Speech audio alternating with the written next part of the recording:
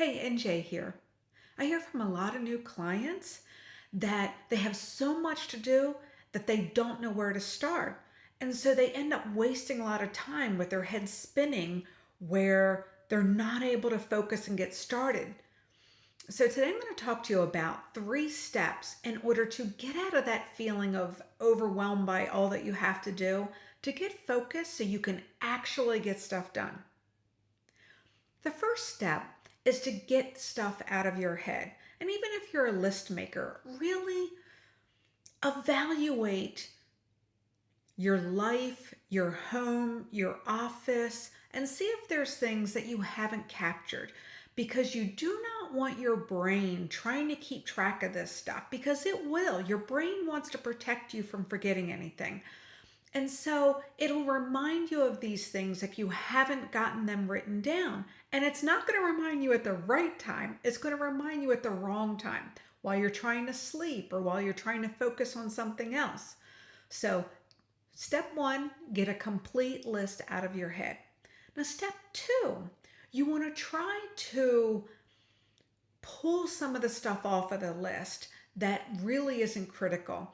And when you know your values and your goals and your active projects, you can evaluate that list against that.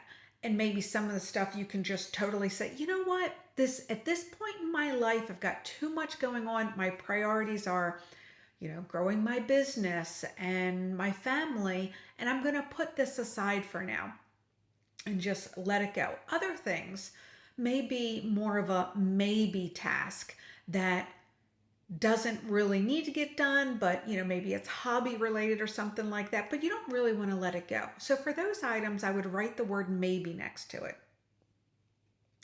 The next thing that you want to do is looking at all the things that they're left that's like, yeah, this is stuff I have to get done. So you want to try to take stuff off of right now's timetable because your brain is going to try to get everything done right now. It doesn't really have a good sense of time. And so you want to go through and write next to things, stuff, okay, I can get this done later. Write later next to it. This has to be done this month. And so everything should either be later or this month. Of the things that need to be done this month, you can look at them and say, okay, which of these have to be done, within the next 2 weeks? And either say next week or this week. And then go back again and the stuff that's this week. Look at the stuff, what do I need to do tomorrow? And what do I need to do today? So you should end up with a list of just things that you can do today. And the third step is to break that down even more and to get clarity. Instead of having one list of things, you want to kind of break it down into buckets. Now, the way that I schedule my day is I do my deep work in the morning, and then after 2 o'clock, that's when I do shallow work. And so I break my list up into deep work and shallow work.